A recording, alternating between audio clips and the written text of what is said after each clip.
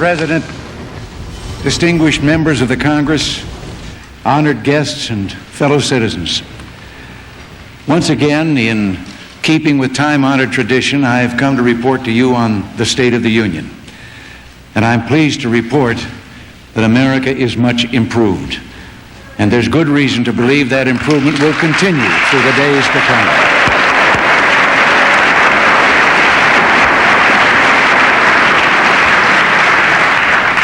You and I have had some honest and open differences in the year past, but they didn't keep us from joining hands in bipartisan cooperation to stop a long decline that had drained this nation's spirit and eroded its health. There is renewed energy and optimism throughout the land. America is back, standing tall, looking to the 80s with courage, confidence, and hope. The problems we're overcoming are not the heritage of one person, party, or even one generation. It's just the tendency of government to grow, for practices and programs to become the nearest thing to eternal life we'll ever see on this earth. And there's always that well-intentioned chorus of voices saying, with a little more power and a little more money, we could do so much for the people. For a time, we forgot the American dream isn't one of making government bigger. It's keeping faith with the mighty spirit of free people under God.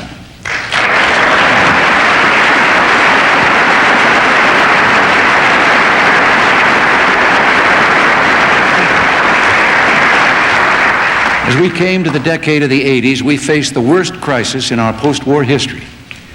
In the 70s, were years of rising problems and falling confidence. There was a feeling government had grown beyond the consent of the governed. Families felt helpless in the face of mounting inflation and the indignity of taxes that reduced reward for hard work, thrift, and risk-taking. All this was overlaid by an ever-growing web of rules and regulations. On the international scene, we had an uncomfortable feeling that we'd lost the respect of friend and foe. Some questioned whether we had the will to defend peace and freedom. But America is too great for small dreams. There was a hunger in the land for a spiritual revival, if you will, a crusade for renewal. The American people said, let us look to the future with confidence, both at home and abroad. Let us give freedom a chance. Americans were ready to make a new beginning. And together, we have done it. We're confronting our problems one by one. Hope is alive tonight for millions of young families and senior citizens set free from unfair tax increases and crushing inflation. Inflation has been beaten down from 12.4 to 3.2%, and that's a great victory for all the people.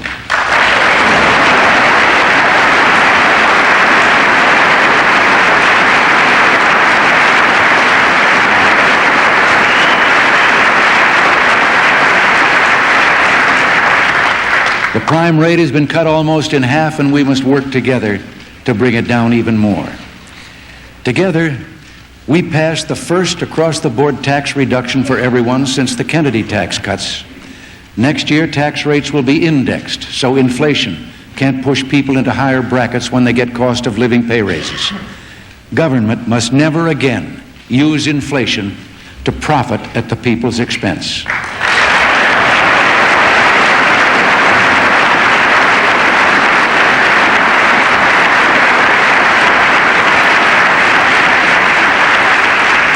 Today, a working family earning $25,000 has $1,100 more in purchasing power than if tax and inflation rates were still at the 1980 levels.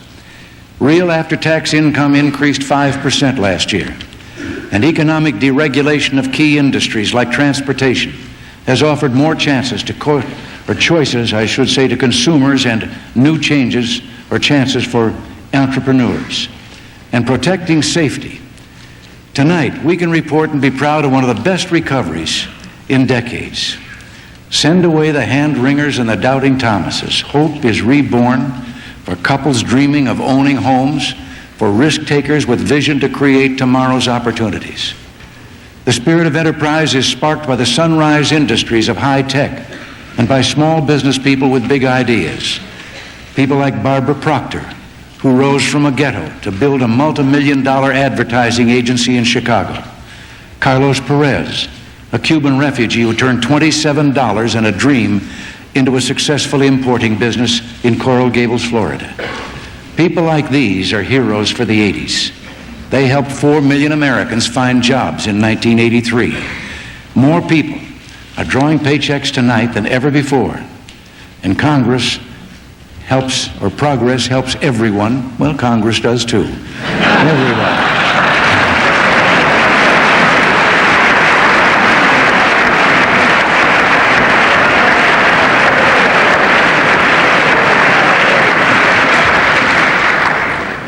In 1983, women filled 73% of all the new jobs in managerial, professional, and technical fields.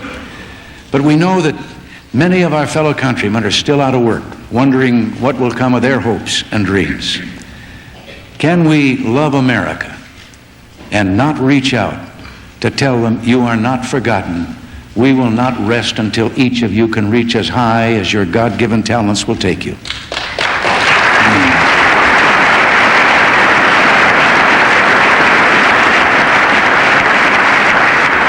The heart of America is strong, it's good and true. The cynics were wrong. America never was a sick society. We're seeing rededication to bedrock values of faith, family, work, neighborhood, peace, and freedom. Values that help bring us together as one people, from the youngest child to the most senior citizen. The Congress deserves America's thanks for helping us restore pride and credibility to our military. And I hope that you're as proud as I am of the young men and women in uniform who have volunteered to man the ramparts in defense of freedom, and whose dedication, valor, and skill increases so much our chance of living in a world at peace.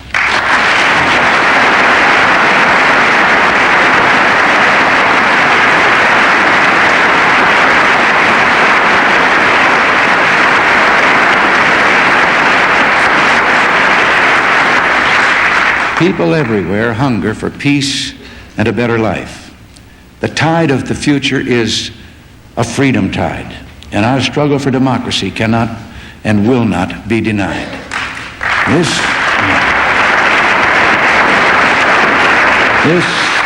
This nation champions peace that enshrines liberty, democratic rights, and dignity for every individual. America's new strength, confidence, and purpose are carrying hope and opportunity far from our shores. A world economic recovery is underway. It began here. We've journeyed far, but we have much farther to go. Franklin Roosevelt told us 50 years ago this month, civilization cannot go back. Civilization must not stand still. We have undertaken new methods. It is our task to perfect, to improve, to alter when necessary, but in all cases, to go forward.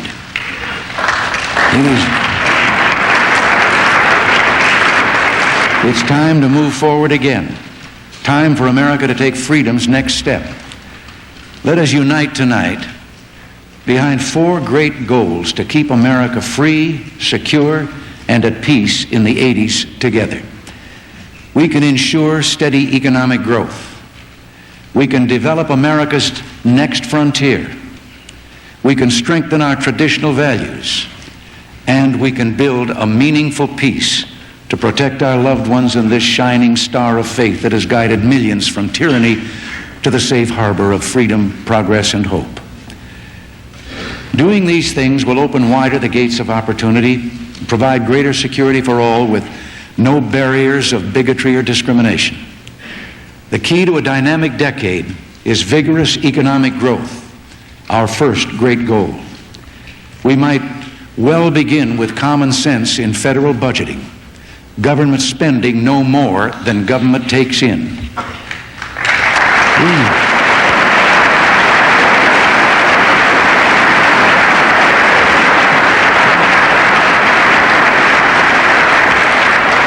We must bring federal deficits down.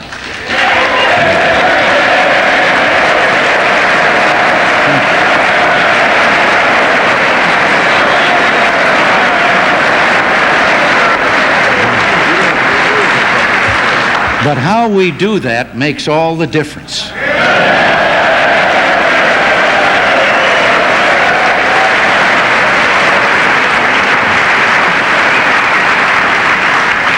We can begin by limiting the size and scope of government.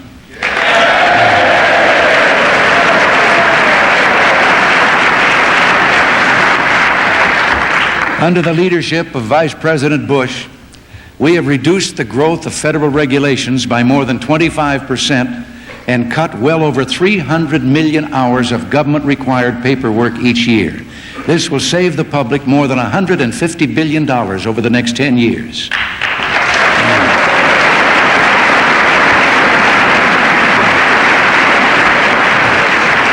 The Grace Commission has given us some 2,500 recommendations for reducing wasteful spending, and they are being examined throughout the administration. Federal spending growth has been cut from 17.4% in 1980 to less than half of that today. And we have already achieved over $300 billion in budget savings for the period of 1982 to 86. But that's only a little more than half of what we sought. Government is still spending too large a percentage of the total economy.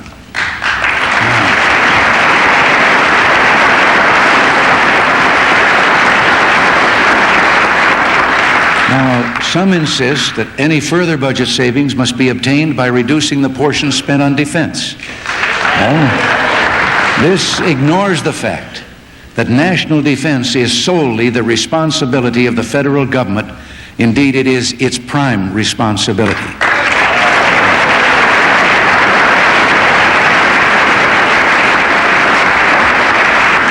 And yet defense spending is less than a third of the total budget. During the years of President Kennedy and the years before that, defense was almost half the total budget. And then came several years in which our military capability was allowed to deteriorate to a very dangerous degree. We are just now restoring, through the essential modernization of our conventional and strategic forces, our capability to meet our present and future security needs. We dare not shirk our responsibility to keep America free, secure, and at peace.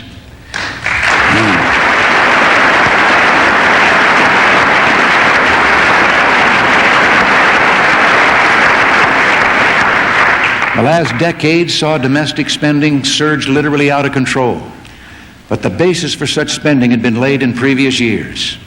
A pattern of overspending has been in place for half a century. As the national debt grew, we were told not to worry, that we owed it to ourselves. Now we know that deficits are a cause for worry, but there's a difference of opinion as to whether taxes should be increased, spending cut, or some of both. Fear is expressed that government borrowing to fund the deficit could inhibit the economic recovery by taking capital needed for business and industrial expansion. Well, I think that debate is missing an important point. Whether government borrows or increases taxes, it will be taking the same amount of money from the private sector, and either way, that's too much.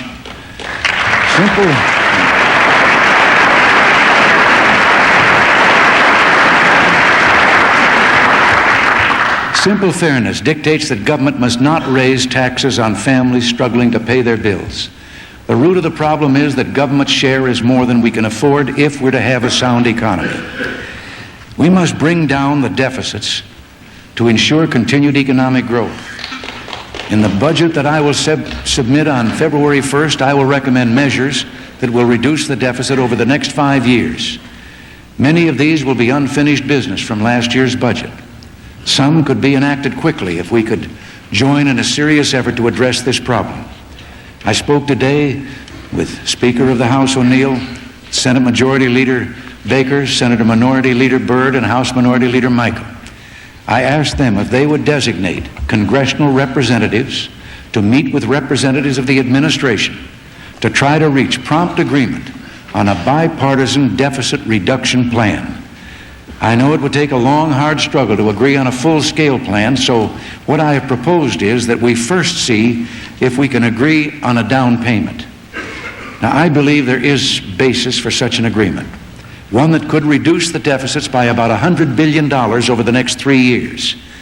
We could focus on some of the less contentious spending cuts that are still pending before the Congress.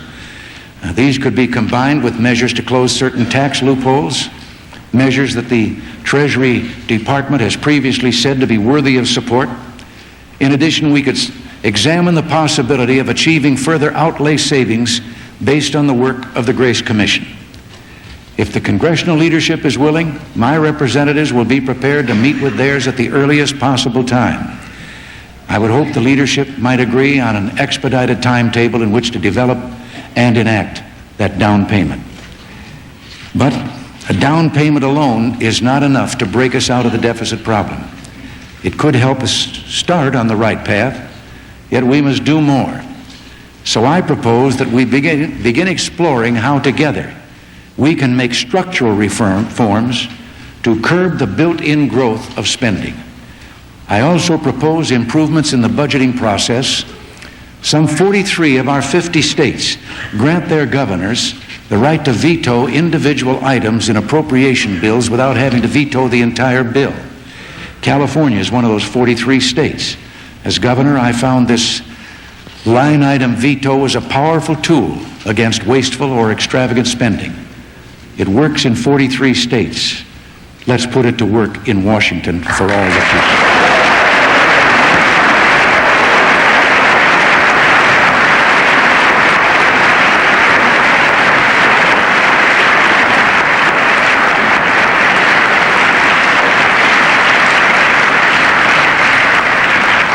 It would be most effective if done by constitutional amendment. The majority of Americans approve of such an amendment, just as they and I approve of an amendment mandating a balanced federal budget.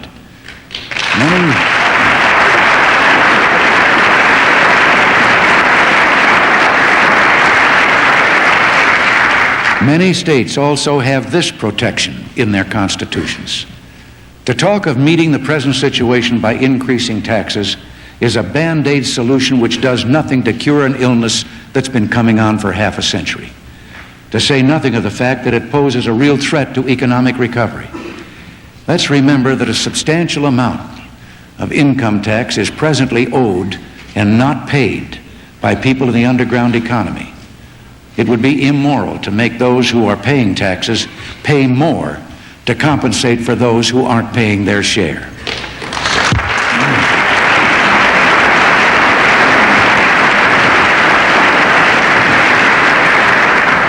There's a better way. Let us go forward with an historic reform for fairness, simplicity, and incentives for growth. I am asking Secretary Don Reagan for a plan for action to simplify the entire tax code so all taxpayers, big and small, are treated more fairly. And I believe such a plan could result in that underground economy being brought into the sunlight of honest tax compliance, and it could make the tax base broader so personal tax rates could come down, not go up.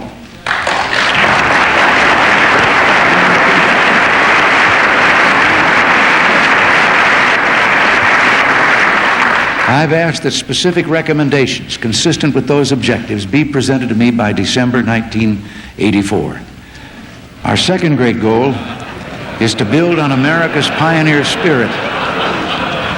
I said something funny?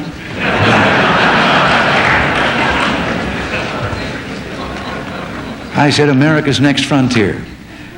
And that's to develop that frontier. A sparkling economy spurs initiatives, sunrise industries, and makes older ones more competitive. Nowhere is this more important than our next frontier, space. Nowhere do we so effectively demonstrate our technological leadership and ability to make life better on Earth. The space age is barely a quarter of a century old, but already we've pushed civilization forward with our advances in science and technology. Opportunities and jobs will multiply as we cross new thresholds of knowledge and reach deeper into the unknown. Our progress in space, taking giant steps for all mankind, is a tribute to American teamwork and excellence. Our finest minds in government, industry, and academia have all pulled together, and we can be proud to say we are first, we are the best, and we are so because we're free.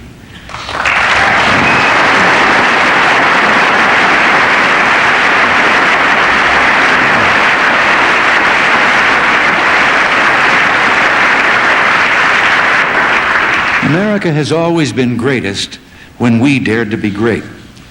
We can reach for greatness again. We can follow our dreams to distant stars, living and working in space for peaceful economic and scientific gain.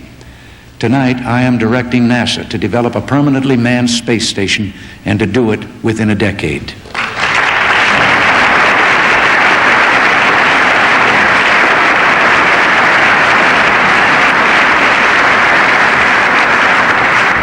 The space station will permit quantum leaps in our research in science, communications, in metals, and in life-saving medicines which can be manufactured only in space. We want our friends to help us meet these challenges and share in their benefits. NASA will invite other countries to participate so we can strengthen peace, build prosperity, and expand freedom for all who share our goals. Just as the oceans opened up a new world for clipper ships and Yankee traders, space holds enormous potential for commerce today. The market for space transportation could surpass our capacity to develop it. Companies interested in putting payloads into space must have ready access to private sector launch services. The Department of Transportation will help an expendable launch services industry to get off the ground. We'll soon implement a number of executive initiatives, develop proposals to ease regulatory constraints, and with NASA's help, promote private sector investment in space. And as we develop the frontier of space, let us remember our responsibility to preserve our older resources here on Earth. Preservation of our environment is not a liberal or conservative challenge, it's common sense. Though this is a time of budget constraints, I have requested for EPA one of the largest percentage budget increases of any agency. We will begin the long, necessary effort to clean up a productive recreational area and a special national resource, the Chesapeake Bay.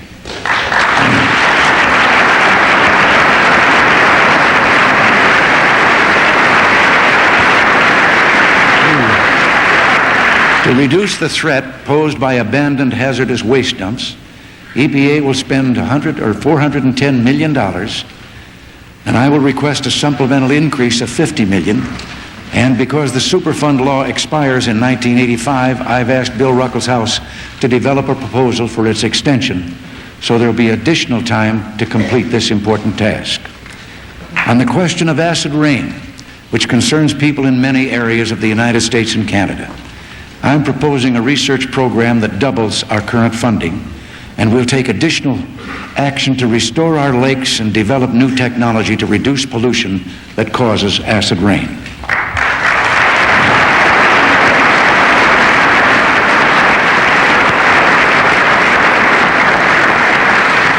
We have greatly improved the conditions of our natural resources. We'll ask the Congress for $157 million beginning in 1985 to acquire new park and conservation lands.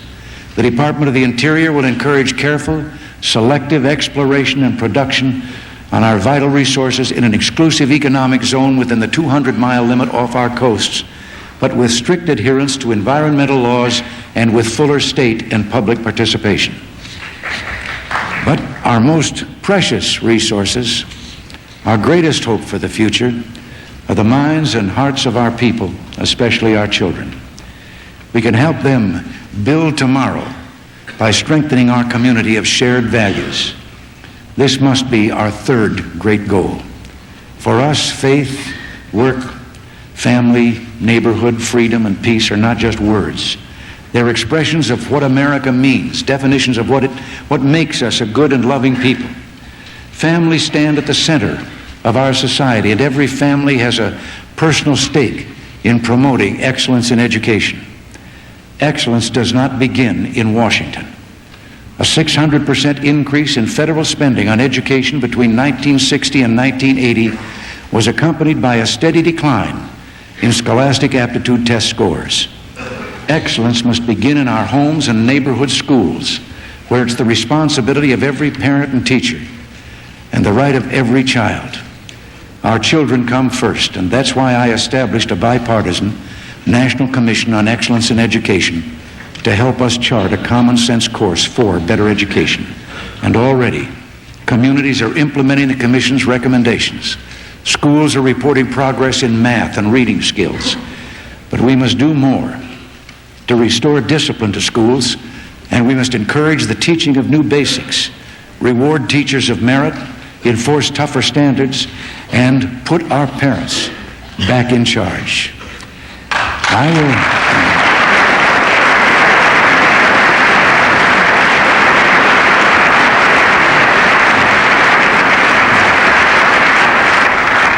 I will continue to press for tuition tax credits, to expand opportunities for families, and to soften the double payment for those paying public school taxes and private school tuition.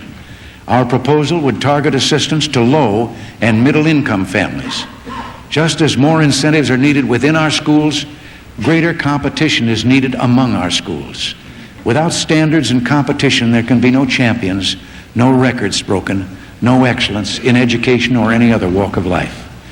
And while I'm on this subject, each day your members observe a 200-year-old tradition meant to signify America is one nation under God. I must ask, if you can begin your day with a member of the clergy standing right here, leading you in prayer, then why can't freedom to acknowledge God be enjoyed again by children in every schoolroom across this land?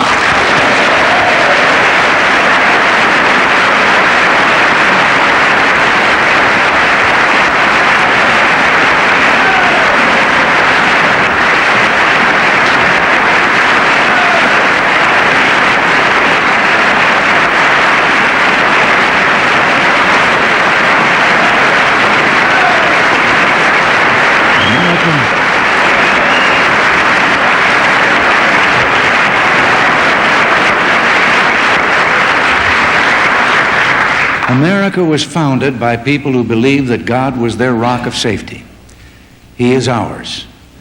I recognize we must be cautious in claiming that God is on our side, but I think it's all right to keep asking if we're on His side.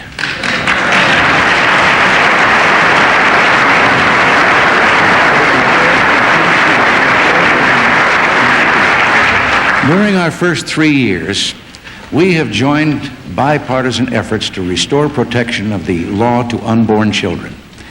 Now, I know this issue is very controversial, but unless and until it can be proven that an unborn child is not a living human being, can we justify assuming without proof that it isn't?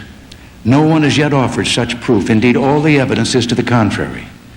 We should rise above bitterness and reproach, and if Americans could come together in a spirit of understanding and helping, then we could find positive solutions to the tragedy of abortion.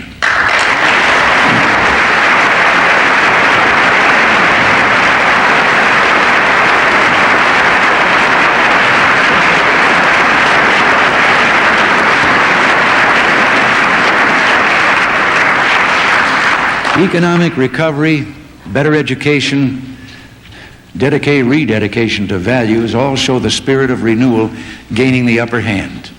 And all will improve family life in the 80s. But families need more. They need assurance that they and their loved ones can walk the streets of America without being afraid. Parents need to know their children will not be victims of child pornography and abduction. This year, we will intensify our drive against these and other horrible crimes like sexual abuse and family violence. Already, our efforts to crack down on career criminals, organized crime, drug pushers, and to enforce tougher sentences and paroles are having effect. In 1982, the crime rate dropped by 4.3%, the biggest decline since 1972. Protecting victims is just as important as safeguarding the rights of defendants. Opportunities for all Americans.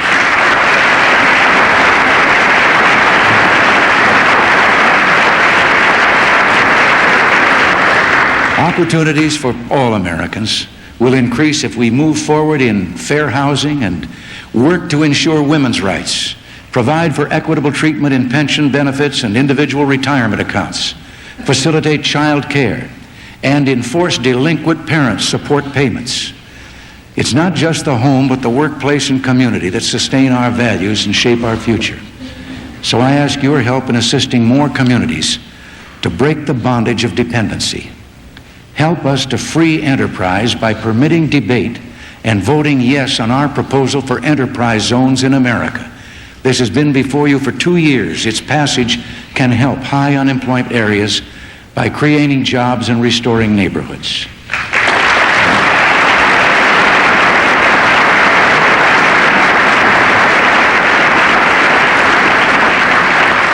A society bursting with opportunities, reaching for its future with confidence, sustained by faith, fair play, and a conviction that good and courageous people will flourish when they're free.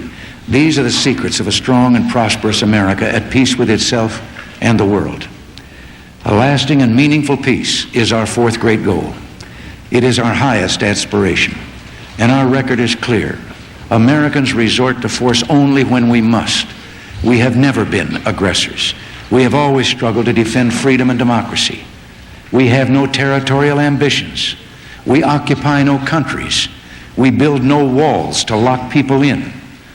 Americans build the future, and our vision of a better life for farmers, merchants, and working people from the Americas to Asia begins with a simple premise. The future is best decided by ballots, not bullets.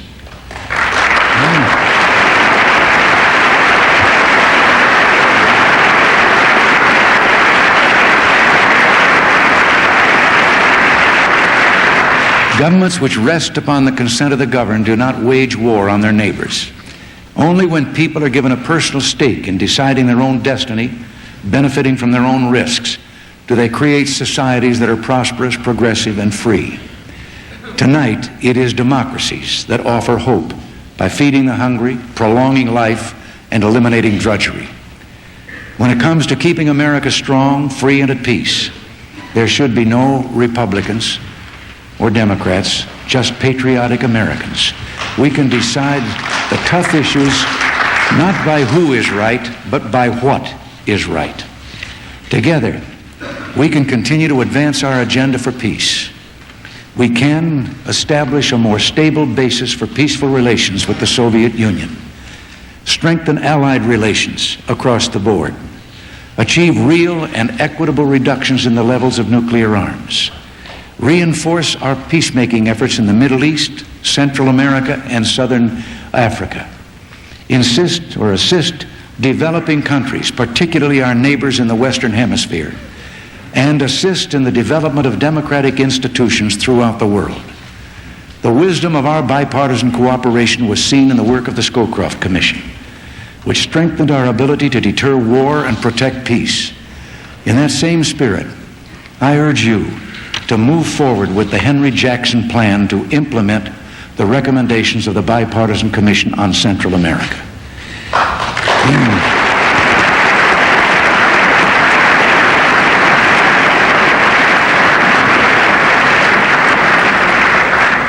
Your joint resolution on the multinational peacekeeping force in Lebanon is also serving the cause of peace. We are making progress in Lebanon. For nearly 10 years, the Lebanese have lived from tragedy to tragedy with no hope for their future. Now, the multinational peacekeeping force and our Marines are helping them break their cycle of despair. There is hope for a free, independent, and sovereign Lebanon. We must have the courage to give peace a chance, and we must not be driven from our objectives for peace in Lebanon by state-sponsored terrorism. We have seen this ugly specter in Beirut, Kuwait, and Rangoon. It demands international attention. I will forward shortly legislative proposals to help combat terrorism, and I will be seeking support from our allies for concerted action. Our NATO alliance is strong. 1983 was a banner year for political courage, and we have strengthened our partnerships and our friendships in the Far East. We're committed to dialogue, deterrence, and promoting prosperity. We'll work with our trading partners for a new round of negotiations in support of freer world trade, greater competition, and more open markets. A rebirth of bipartisan cooperation, of economic growth and military deterrence, and a growing spirit of unity among our people at home and our allies abroad underline a fundamental and far-reaching change. The United States is safer, stronger, and more secure in 1984 than before.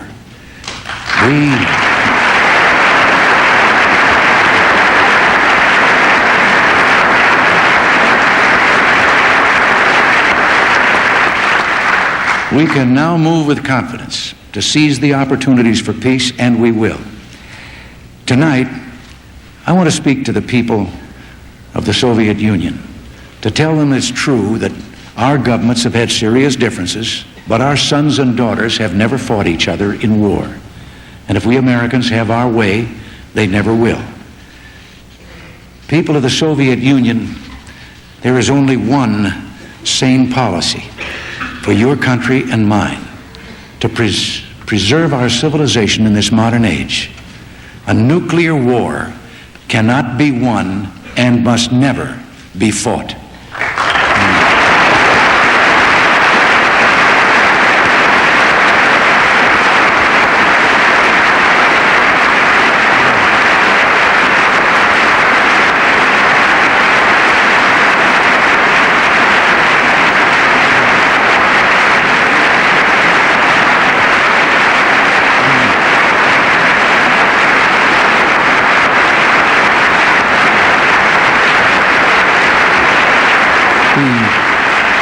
The only value in our two nations possessing nuclear weapons is to make sure they will never be used.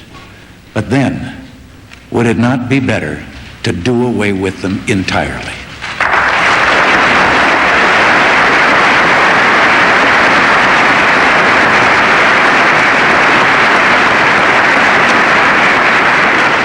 People of the Soviet, President Dwight Eisenhower, who fought by your side in World War II, said the essential struggle is not merely man against man or nation against nation. It is man against war. Americans are people of peace. If your government wants peace, there will be peace. We can come together in faith and friendship to build a safer and far better world for our children and our children's children. And the whole world will rejoice. That is my message to you. Someday,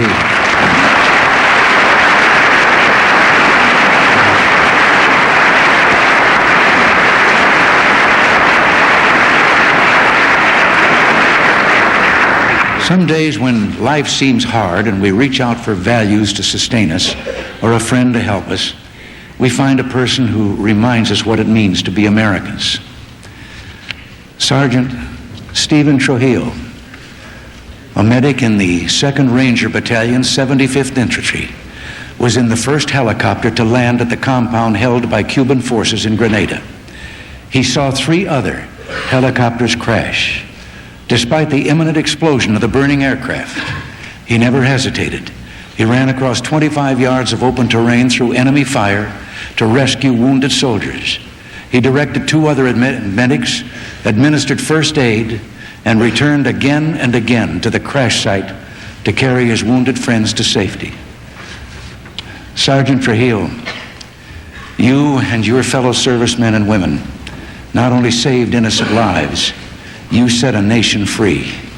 You inspire us as a force for freedom, not for despotism, and yes, for peace, not conquest. God bless you.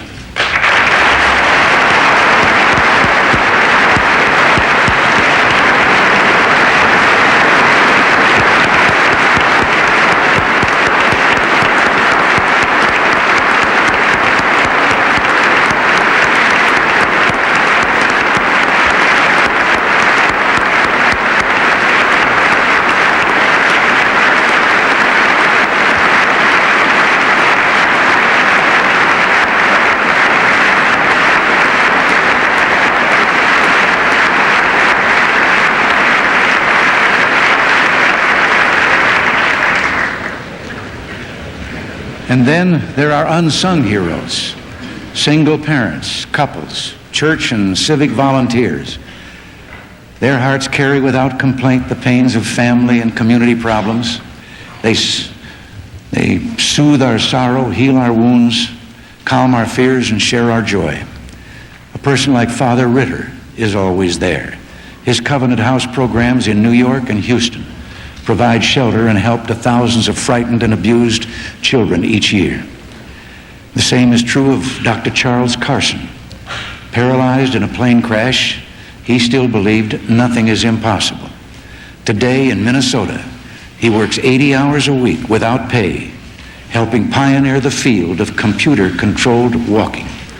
He has given hope to 500,000 paralyzed Americans that someday they may walk again. How can we not believe in the greatness of America? How can we not do what is right and needed to preserve this last best hope of man on earth? After all our struggles to restore America, to revive confidence in our country, hope for our future, after all our hard-won victories earned through the patience and courage of every citizen, we cannot, must not, and will not turn back. We will finish our job. How could we do less? We're Americans.